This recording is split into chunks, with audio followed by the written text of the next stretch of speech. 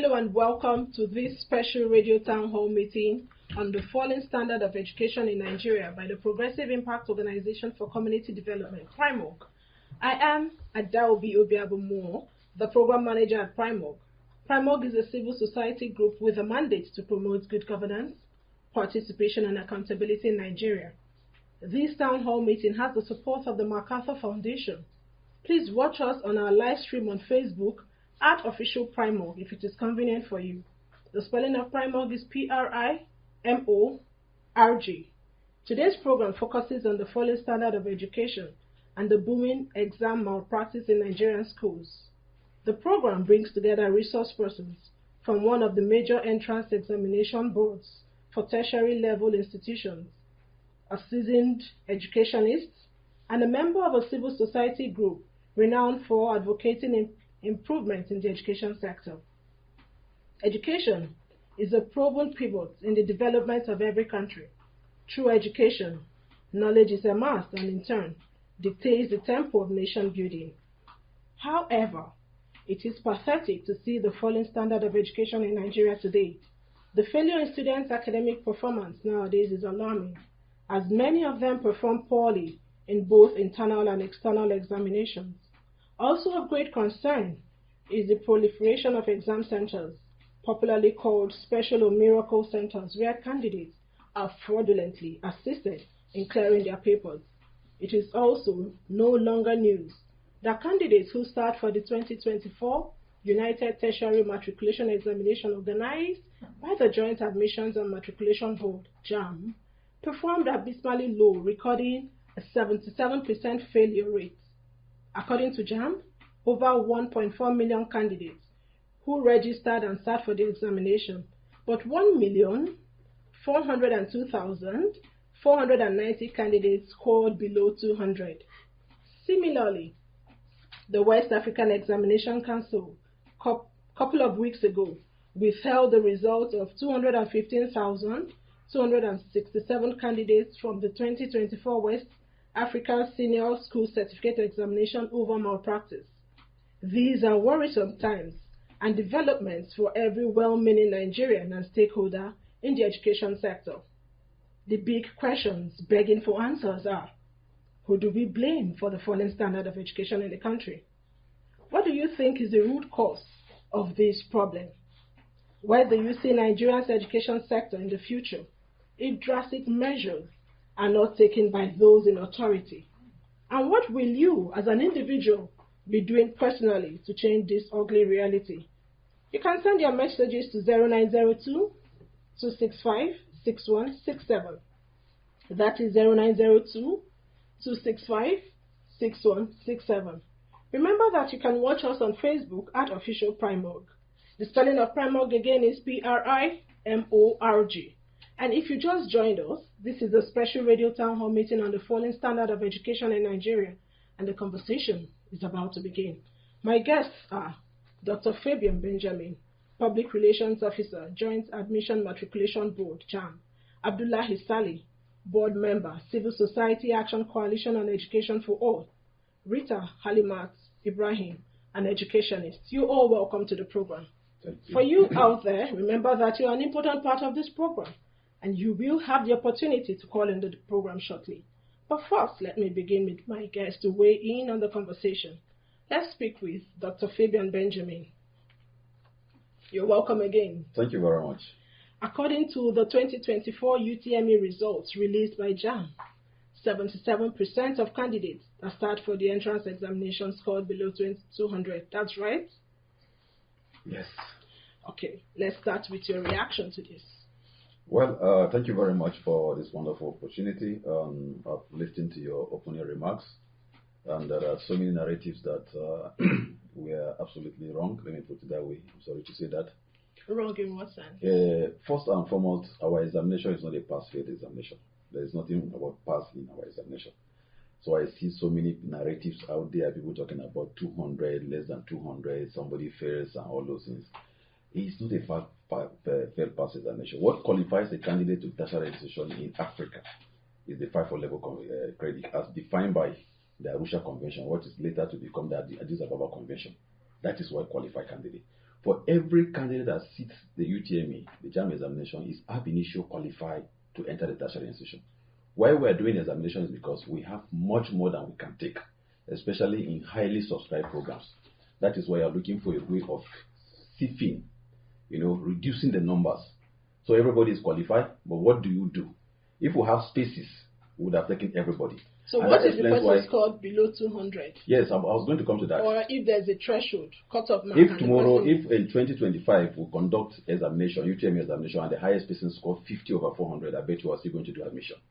Because it's not a function of whether pass off. It's a selection examination. For those who are in psychometric measurements, educational specialists, they will tell you what selection examination is all about. For instance, I could look into this hall and I will see that we are about 10, 12 members in this hall. If Mr. President says he wants to have 8 people in this hall, in Villa, all of us are qualified based on the fact that we are here. And the question is that how do we get 8 people that nobody will feel that he's cheated? And somebody say, okay, let's just ask question anybody that passes. It's okay, when you wake up today, where was the sun? By 7 o'clock, the sun was facing which side? And somebody answered. Or on Thursday, what happened in America? Somebody said there was a debate. That doesn't mean that the person is the most brilliant person. It could be that he was walking into an office and he saw people watching the television and he saw what is happening here. Say, yeah, there's an American debate. And he passes. But the first person got 8. The other person does not pass. What was that? That's why it's not a function of pass. Because if, for instance, the 8th person, if you score 1 over 10, are you going to leave the space and you take 7 people because he scored 1 over 10? You still picked him. So it's not about fair pass. But yes, I understand the worries of the public when they begin to aggregate it on that. Because for us, the person that passes the exam, the person that is admitted. It could surprise you to see that somebody will score 300 and is not admitted, and somebody will score 140 and is admitted. So there are variables that plays out. And these are some of those things that people don't understand. For instance, I want to read physics, or I want to read agriculture, or I want to read education in a particular university, and I have 160, 140, I could be admitted. And you want to read medicine in the University of Lagos, you have 350, you will not be admitted. So what will you now say of the person who scored, let's say, 50 out of 200? Well, there is a threshold. I told you that the essence of the examination is selection. And it's just to look for a way of weeding people out. So after the examination, there's a meeting we call the policy meeting, where all stakeholders, aggregate together, we come together, and then they define a minimum acceptable score. By that way, you have reduced some number of. Every university will give you what they feel they can take. There are universities that don't take anything less than 200. There are universities that will even don't take anything less than 220. And then people will submit this and we'll look at the list of all. For instance, when we say 140, Nigerians will tell you, oh, JAM is lowering the standard, 140 and all this for admission. Without knowing that, look, the 140 is not that when you have 140, then you're literally bound to go to a university. What that is saying is that nobody should be admitted into any less than 140. Some will take 170, 180, 190, 200, and so on and so forth. But the minimum threshold acceptable score is 140. Okay, so now let's look at some of the reasons why some of these students score below 140, like you have said, that is the minimal threshold. Well, our examination is something, we don't interact with the candidate by way of teaching them what to write. And our examination is a step ahead of the O-level examination, if you look at the content of our examination. So, and as I told you, it's a selection exam, and if you look at the content or the ingredient of what selection examination, you could refer it to a one-chance examination. If, for instance, I'm going to write that examination and they say my mother died and all these things, it will affect my performance because it is not really the true test of the candidate's ability. The true test of the candidate ability examination is when you do what we call aptitude test, what people call the GMAT kind of test, all those things. If we are to migrate, that's when people talk about validity, that why can't JAM use the examination for 2-3 years? We tell them, look, the architecture of examination that we're doing now does not permit that because it is not a true test of the knowledge. If you want it to be for that number of years, they will have to migrate to something like aptitudinal, where you test quantitative. You may just have 3 subjects for everybody, whether physics, whether it's going in for medicine, architecture, law, or anything. You write those 3 subjects. 3 subjects. That will take 6 IQ. So by that way, that examination can be used anytime because that is the true test of his knowledge. So at any point in time, he is what he is. But what we do is just to test, to screen, to select. So if you ask the person, it's possible the person will sit for this examination this minute. You bring him again to write for the examination, he scores something different. So it's just a way of sifting and ensuring that yes, there is some element of knowledge in it. That yes, this person, yes, it meets this particular criteria and all these things.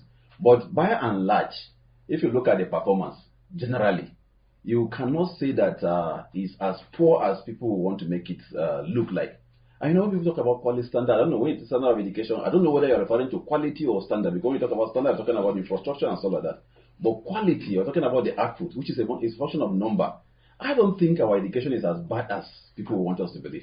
If you look at the content, because I have children, and I believe that at my age, at 4 years, what my son at 4 years knows now, he knows much more than what level I was when I was 4 years. Have so you the been content, to some of the government secondary schools? Yes, yeah, that's my sector, so I should be able to tell you what is there, because we have also interacted globally. Education is a global product, and if you look at what is happening in other countries, except you are looking at it globally, you say, okay, there is a decline in learning. I will tend to accept with you. But if you say our education is falling apart and all this, if you talk about infrastructure, I will agree with you. But quality, no, because our graduates go out there and they still do better. Out of every 10 Nigerians that has gone out of this country, 10, I bet you, 8 of them will be top of their class anywhere in the world. Have you bothered to find out where they graduated from, if it's government school or private school? Even government schools. We have done, go and check out some of these P's and whatever you see. Some of the candidates from the government school, they come top.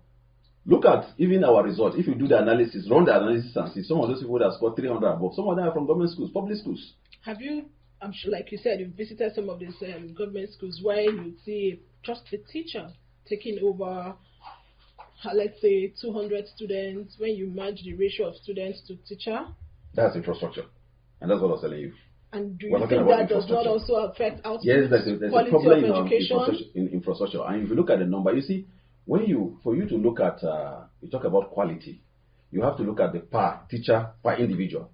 For instance, you have how many million people are going into school. We examine 2 million candidates this 2024. And you look at what was examined 10 years ago. And then you come down to look at how many of them were bad. By the time you look at the percentage, you'll be in a better position to say whether the quality is actually as bad as people want to believe. But I want to tell you, if you go into details, from the fact that we have, the quality is not as bad as Nigerians want everybody to believe. Okay, let's hear from Abdullahi Saleh, who is a board member, Civil Society Action Coalition on Education. Do you totally agree with what Fabian Benjamin has said, or do you share in the narrative that standard of education is falling in Nigeria? Thank you very much. I certainly agree that the standard of education has fallen. It can't be the same with what we had in the past. We all know that because of the neglect of the sector. We know that government have not given as much attention as they should. With all the strikes we have, that children miss out school, you can't expect them to have the same level of quality of education. With the kind of infrastructure we have, no classrooms, no teachers, no desks, I don't think they will be seen in such an environment. And come to think of it, our parents went to a school where everything is provided, including feeding. Today in the university, you must make time to go and cook for yourself. So at what time do you sit down to read? Yes, things have improved in the sense that technology, you now have the internet, you can read vast, teachers, probably we can say yes, have been supported to travel out of the country and gain knowledge, even though that has been in existence. But then, it's not as good as it should be. Listening to my colleague here, my brother here speak, I want to ask this question. If JAM says everybody below 150 cannot be admitted, is that not fair? That's what I don't understand, because he said nobody fails the exams. So if those below that threshold are weeded out, is that not fair? That's one. I heard your boss say that it's a ranking exam. Today you say it's a selecting exam. So it confuses Nigerians. There are a lot of complexities around this sector that people need to be aware of. You need to create awareness. You cannot say people do not understand. Then that means there's a problem with your institution. You need to make time and create awareness, because many Nigerians have gone through the pain of writing JAM severally and not understanding what to do with the results. 3-4 times they might have their combination, but they do not know what to do, because many schools I know, the private universities, are being regulated in the sense that they have a quota that they cannot go beyond. So I know many people who went for software engineering this year in that university. It was closed within a short time, within a week. It was taken over. because of the high demand.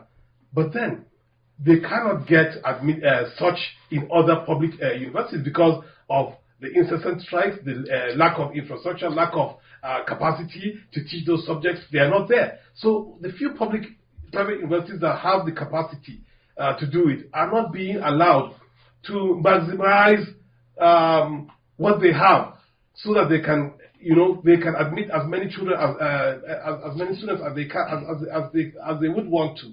We need to look at that dispassionately, so that Nigerians will not be left in this quagmire where youth are being thrown to the streets even after performing optimally in school. And just as he rightly noted, when our children go out of the shores of this country, they perform very well.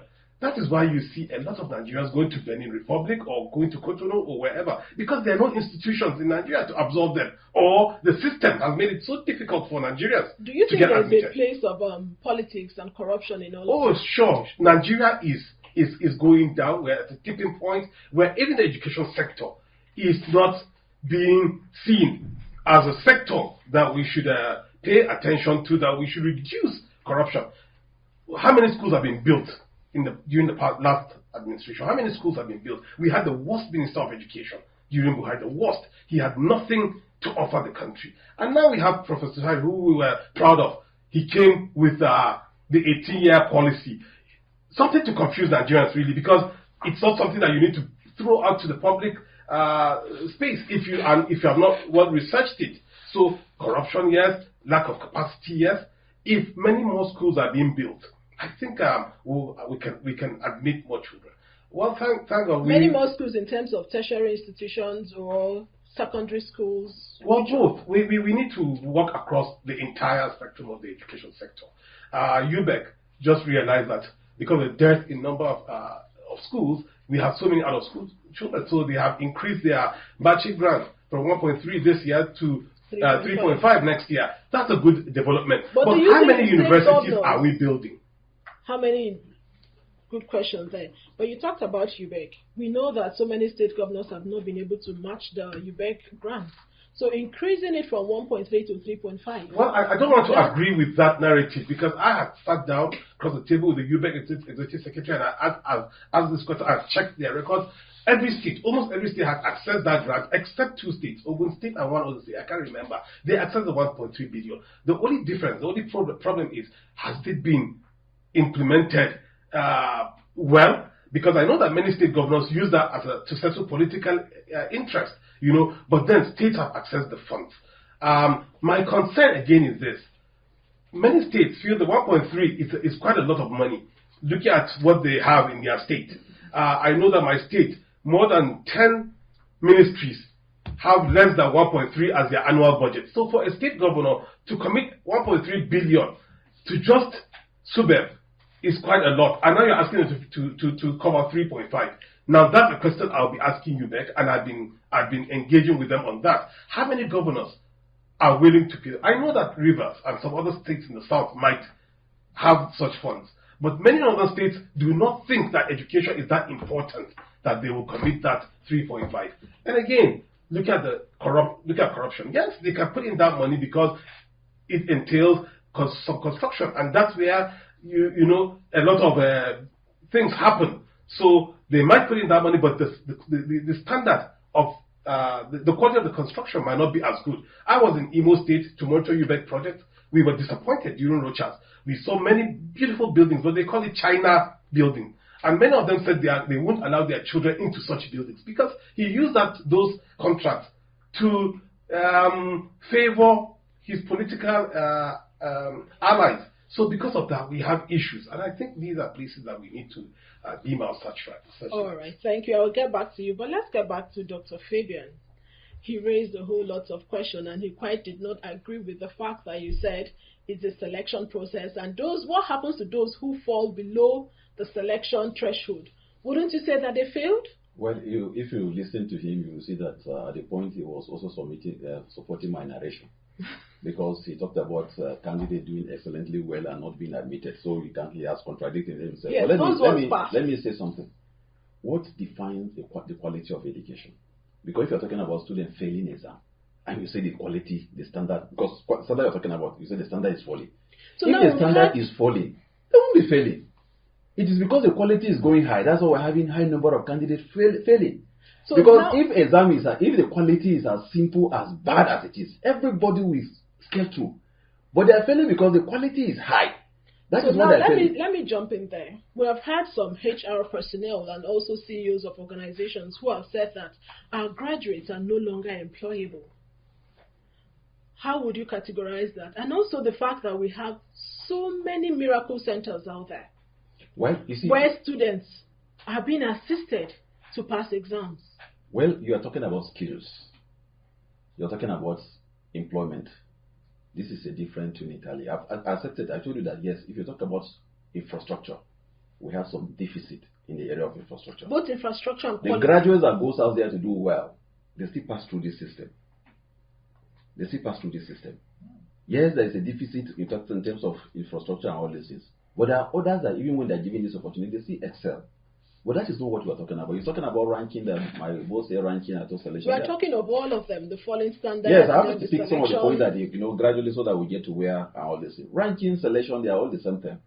You rank candidates to select them. You don't just jump and start selecting people. You have to put somebody 1, 2, 3, 4. You rank them, then you select them. You select them in order of ranking. So that is the essence of the exam. So when you talk about ranking, selection, it means the same process and stuff like that. But what I'm trying to say in essence is that, look, for every purpose, for every activity, it is meant for a particular purpose. If you look at our name, is Joint Admissions and Matriculation Board. Examination is not there. It is not accidental. It is deliberate. Because in the actual sense, we're not even supposed to be doing examination. What we are supposed to be doing is that we aggregate candidates, apply, and we send this candidate to the various institutions. JAM is a creation of the universities. Government didn't create JAM. That is one area that people need to know. The university came together and said, look, we are having challenges. These numbers were increasing. Subscription was increasing. We need a body that can coordinate admission for us. Because somebody will say, if you're not doing exam, then why should JAM exist? Scrap JAM and all this thing. Because they wouldn't know why JAM came into being. Because candidates were applying to multiple institutions. And then they will call, for instance, if there is no central body, you just apply to 10 universities. And these 10 universities will call you for screening. It is expensive. It is risky for you to be traveling on the road, and it is also confusing for these universities. All of them could give you opportunity and then denying other because it's a function of space.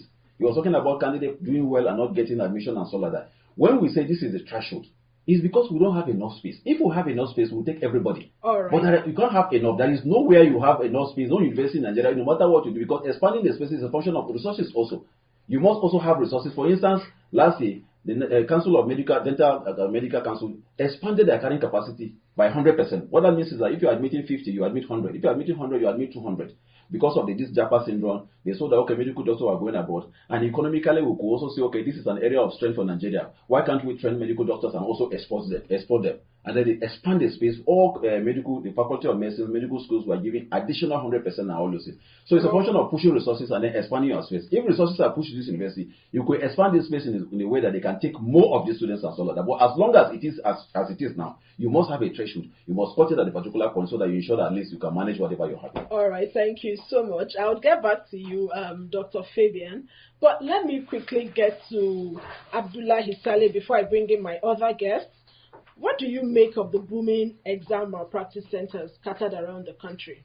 Well, I blame government for that. Government should be up and doing with regards to enforcement.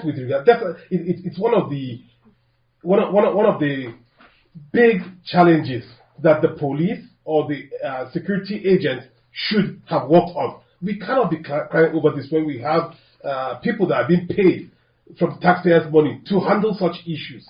We cannot cry over this. It's our problem, and it's a reflection of the kind of society we have today. Government knows that this is there, and I think if they do something about it by penalizing those who are caught doing that, I'm sure it will be reduced to the barest minimum. So government owes us that duty to go after them and punish them.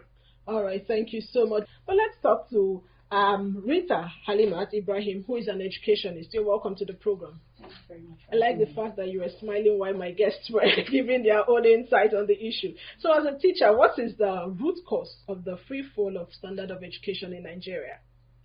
Well, everybody is involved, from the government to the parents, to the teachers, and even the students themselves.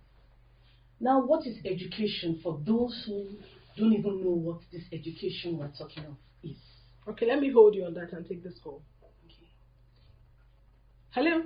Hello, good morning. Yes, good morning. Your name and where you're calling us from? Thank you. My name is Dr. Bakiri. I'm calling from Washington, please. Let's hear you, doctor. Very good. On our education, just like Dr. Benjamin has said, our education is not falling. That is the way we are just feeling it here. Just like Dr. Benjamin has said, look at our students, look at the way they are doing outside. And let me tell you, the problem we are facing is this. We've channeled all energy, all everything to federal government, that federal government will provide everything. See, on the state government starts rising to the occasion of why they were being governors. It is that time we will have what we all yearning for. All right, so... Sorry, please, because the best university we have at Federal University. What happened? The best secondary school are unity schools. What happened to state secondary school? God bless you, people. God bless Nigeria. All right, thank you so much. This guest seems to align his thoughts with Dr. Fabian. Please go ahead, Halima. Education is a process of getting in front, and it can happen informally and formally. Our education system is just at the middle right now. We could begin to take our baby steps by revising it or by letting it go down totally. And the first thing I'm going to profile, I'm not here to blame anyone about our re-uprising and going down. But the first thing I want to say is, those of my colleagues and students who perform very well abroad, honestly, they undergo another scrutiny. They take more educational qualification outside the box of what they've had here to get those good employments. So what are we going to do now? Dr. Fabian and colleagues should go back and recreate our curriculum. And let us have a curriculum that is achievable and effective. Please, let us have supervision and monitoring. From the government to the board of exams, from our parents and even the students. The teachers are even overwhelmed. The professors are even overwhelmed. The lecturers are even overwhelmed because of the kind of curriculum that have been built. Let us be objective. Let us know what we are doing. He was talking about doctors. I have doctors as friends who have traveled out of this country. Honestly, they do other courses to be able to meet up. Nurses, they undergo training. We are just at the middle. And what we should do now is provide a solution to the standard of our education. Let the government bring in more infrastructures for the teachers and the students, with proper monitoring, with proper supervision, work on our curriculum. The next thing I want to talk about as a teacher is our digital skills. Do we have that? Very limited. In the abroad where you're seeing we are performing, they go very digital. I, for one, I teach online. I'm on different teaching platforms. And for me to get that job, I have to upskill my digital level. You are coming for monitoring. As I was telling you, you come to a teacher in class who has to write 9 lesson notes for different subjects, 3 topics for those different subjects in a week. And you expect that teacher to deliver to students. Students are overwhelmed. The curriculum is it's just a mess. You are teaching what a child cannot assimilate at their ages. And when we're talking of Nigerian education, it starts from our foundation. People like Dr. Fabian are not sure his children go to the public schools. Have we seen our public schools? Do you know what they are saying? My own children go to a private school too. So let us come to terms with it is just at the middle. We can make it better. We can make it fall totally. But the truth is, Nigerian education needs to be focused on. Okay, another question. I know we've heard people who say that they are limited, or you'd hardly hear that a particular child or a pupil or student repeated a class. Is that still obtainable in schools? Yes, I've had parents walk into classes and say to a teacher, why do you have to repeat my child? Really? Yes. They'll even harass you. And the board is even supporting some parents for giving for a teacher giving capital punishment to students. They'll tell you don't punish a child in school. Why? Some of us as teachers, we can be overwhelming. We can be overboard. But the truth is, we need to go back to putting our education in a fix. If we're putting out a child and you're telling a child malpractice is good, you come, you tip a teacher, you come, you tell a teacher, why do you have to repeat my child because my child didn't perform?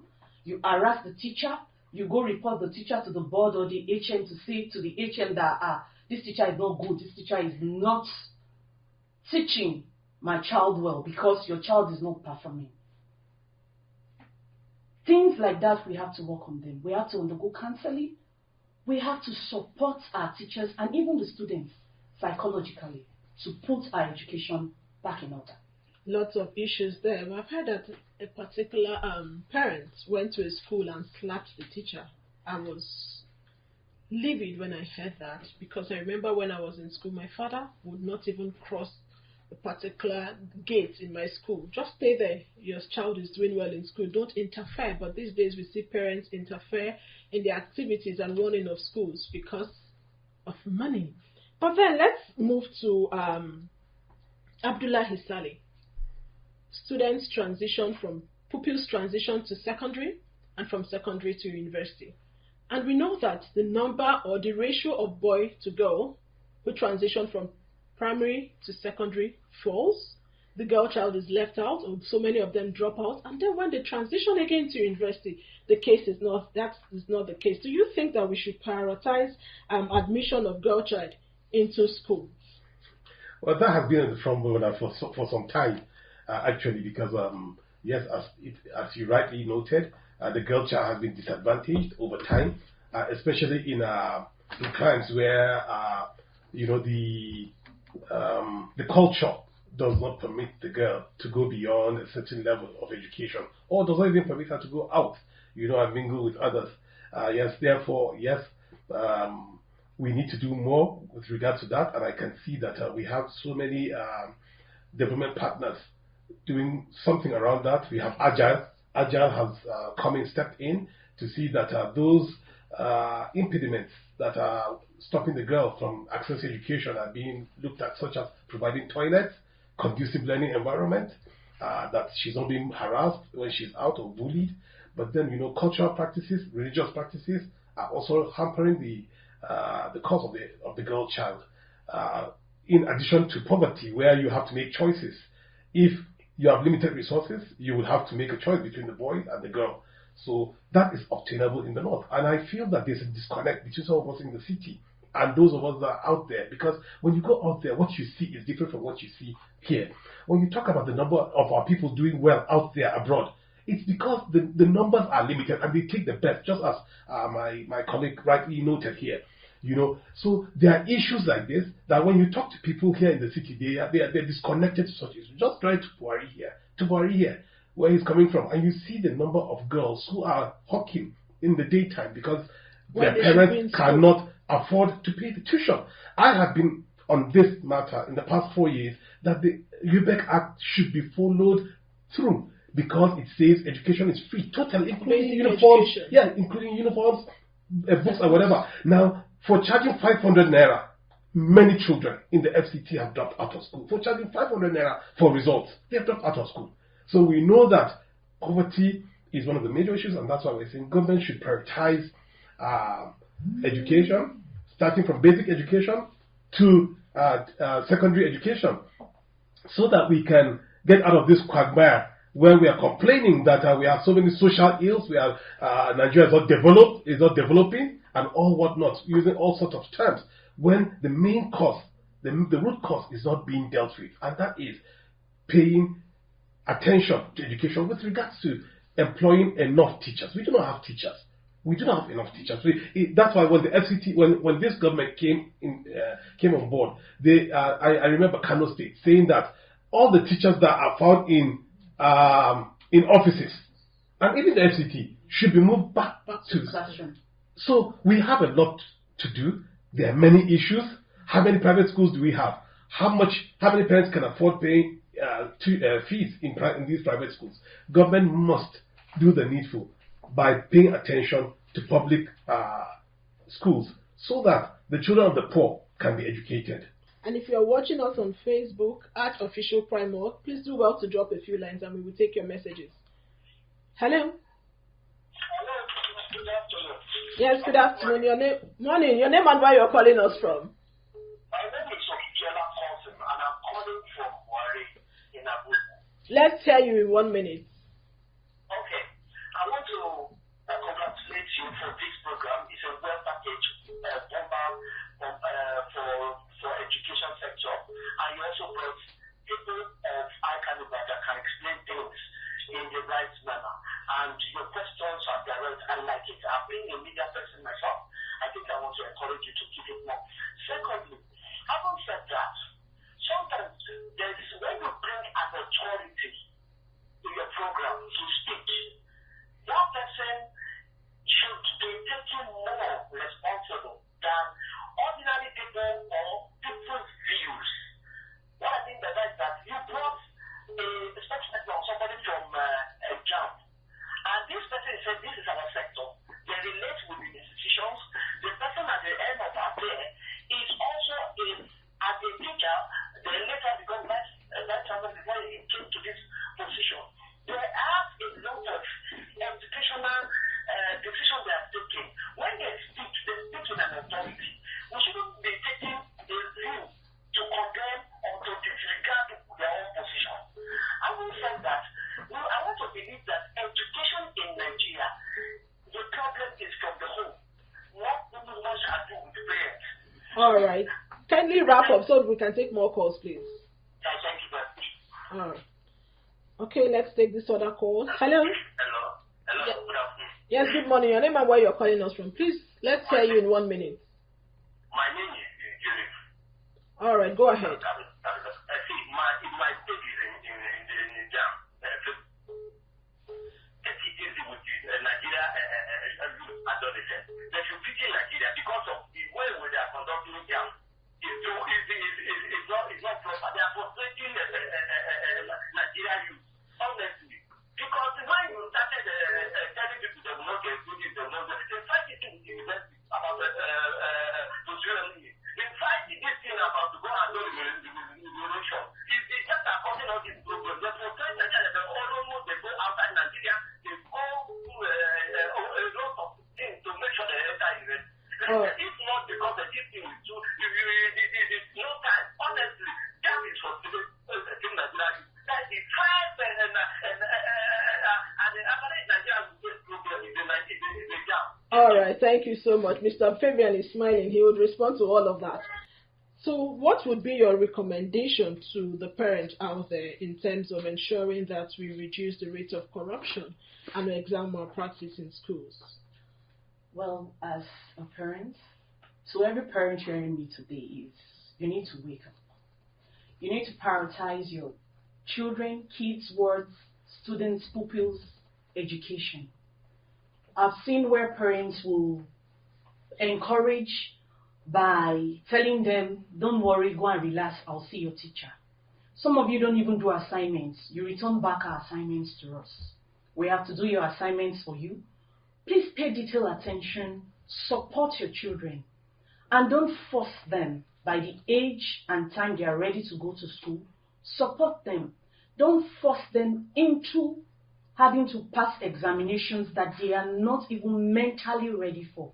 There should be a psychological support from the home front. Okay, sorry, please, sorry. What's your name, please, and where are you calling us from? I'm calling from Kaduna State. Okay. I'm Dr. Savita. All right. I'm trying to get to you across this credibility. Then I explain. Teachers need help. The textbooks they are using, there should be teachers' guides to help them. Okay. Thank you so much for You your understand me? Yes, I do. All right. Thank And the problem, I see mommies even spanking their babies, and teachers are not allowed to correct students in the class. If the students come out and become a mess, and then they are sent to correction center. The right correction center is the school, while the child character is molded. And please, we should bring back teachers' colleges. Not after secondary school, you go to jail life. They should be trained, when their characters can be molded. Not after you have gone, it says, when a stick is dry, it's hard to bend, it will break. All So right. let teachers be trained. Thank you so much for your contribution. Their secondary level. Thank you so much for your contribution. Please go ahead in terms of what teachers can do and also what parents can do, please. Okay, parents, I've already wrapped up that. I was going to move to teachers, assistant Okay, parents please go too. ahead. And teachers on our own side, we have tried as much as possible to work with parents. Some teachers have extra moral classes, but the parents always rely on that. They just leave their children to the teachers to monitor, to supervise. That's not supposed to be so. After classes, check your children's book, know what they are doing, know what they are capable of, know how they are performing in class. A lot of us have a workload of on our table, and we write notes, we come to teach, then you bring us a child who you want us to monitor and supervise totally as our job. We need parents to put their hands on deck to monitor their children also, in as much as we are doing ours.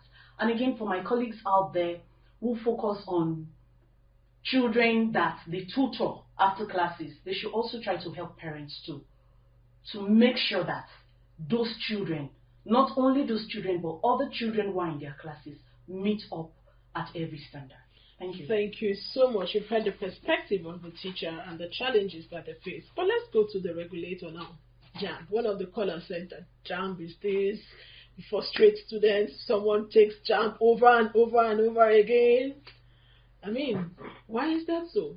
Well, it's quite unfortunate. I sympathize with him. I feel he spends and stuff like that. But as I said earlier, it's a function of availability of space.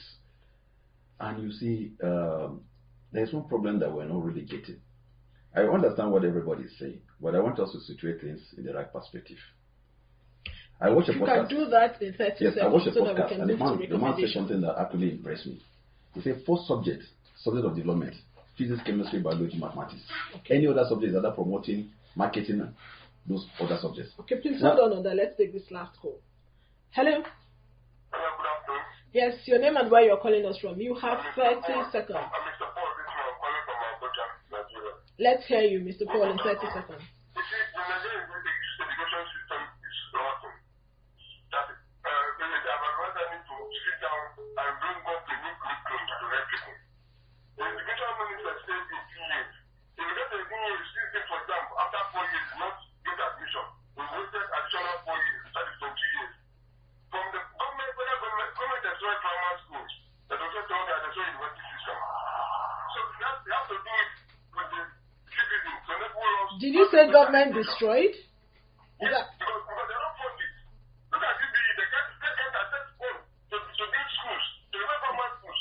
So the primary schools are in a sorry state that people cannot allow the children to see. Maybe you would want to say that government should dedicate more funds, not that the government destroyed. When you start fund, when you don't supply the fund, it's starving. That is the fund.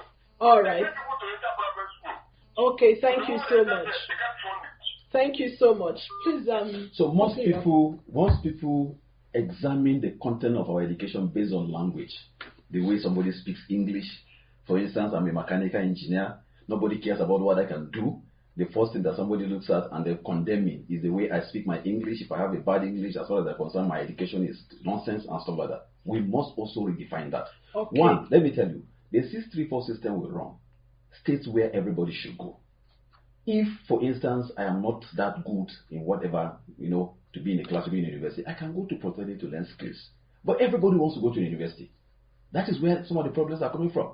And when we talk about people saying that our graduates are not employable, it depends. That also shows the corruption in the system. Because if somebody does not major up, why did he graduate? So there's nothing wrong with the quality. There's something wrong with the corruption that allows some bad products to go out. Because a teacher, if a candidate fails, it should be, withdrawn from the school. Okay, what's your advice to the government in 30 seconds because of our time? Well, let's see how we can enforce some of these regulations. The UBEC Act, just as my colleague here said, states clearly at what point you should go into primary school and at what point you should go into university, to tertiary institution. You must be 6 before you start your primary education. And by that calculation, you should be 18 before you go to the tertiary institution. These are regulations. If you go into the National Policy on Education, you will see all these regulations. Let them have the political will to ensure that they enforce the rules and regulations defining the education in Nigeria. Thank you so much. I must sincerely appreciate you because I know the last time that we invited Jambam, you were unable to come, and you're here today to throw more insights, and it's good that citizens heard from you. All right, thank you so much. I'm tempted to take this last call, but because of our time, I may not be able to take that. We sincerely appreciate all those who participated. On the program. For you out there at home listening, you have a role to play to ensure that we improve the quality of education and standard of education in Nigeria. For the regulators, they have a role to play. The parents will have a role. The school administrators, talking about the government and the private sectors, we all have a role to play. And also the students and the pupils.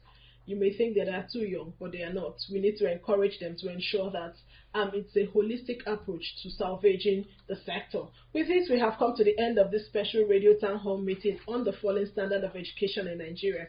Sincerely appreciate our guests, Dr. Fabian Benjamin, Public Relations Officer, Joint Admission Matriculation Board, JAM, Abdullahi Saleh, Board Member, Civil Society Action Coalition on Education for All, and Rita Halimat Ibrahim, an educationist. If you have a message for us or you want to react to what you heard on this program, please reach us on 0902-265-6167. That is 0902-265-6167. Please visit the news page of our website, primorgnews.org. That is primorgnews.org for all the details of our reports and interviews. Visit our website, www.primorg.org, to get all the information about Primorg. This radio town hall meeting on the falling standard of education in Nigeria has the support of the John D. and Catherine T. MacArthur Foundation, committed to building a more just, verdant, and peaceful world. Get more information about the foundation on its website, macfound.org. Many thanks to the Primorg team for their wonderful work. The executive producer of this radio town hall meeting is Okiria Agbonsuremi. Do not fail to report corruption when you see it or encounter it in any form. I am Adaobi Obiabumo. Thank you for listening.